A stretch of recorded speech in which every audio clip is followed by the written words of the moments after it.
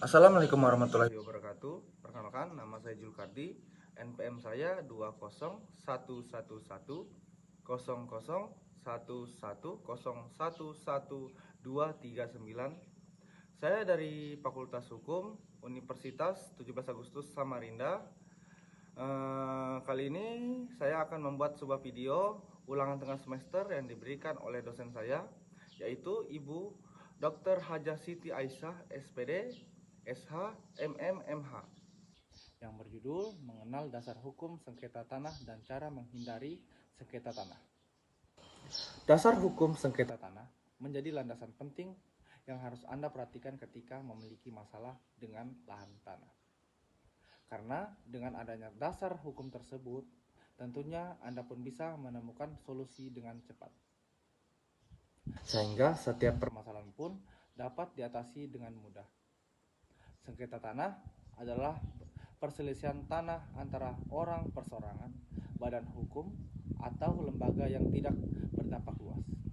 Berikut ini adalah beberapa aturan yang berkaitan dengan hukum sengketa tanah. Yang pertama, aturan yang berkaitan dengan pemindahan hak tanah karena proses jual beli.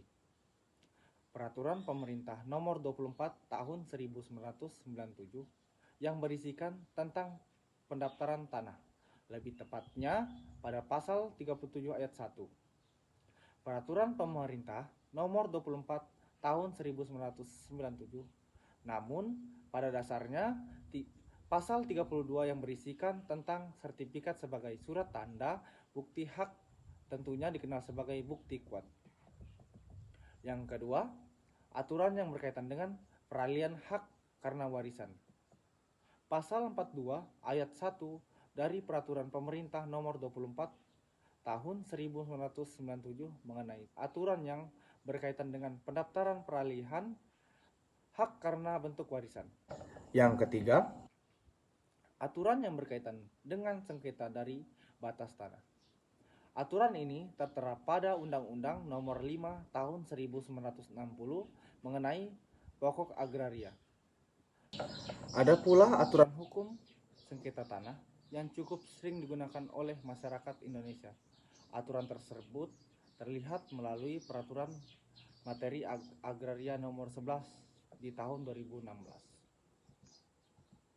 Aturan Permen tersebut lebih sering digunakan karena keberadaan yang dapat dijadikan sebagai solusi tepat dari permasalahan sengketa, seperti halnya sengketa tanah, tempat sertifikat, dan juga bentuk permasalahan sengketa lainnya.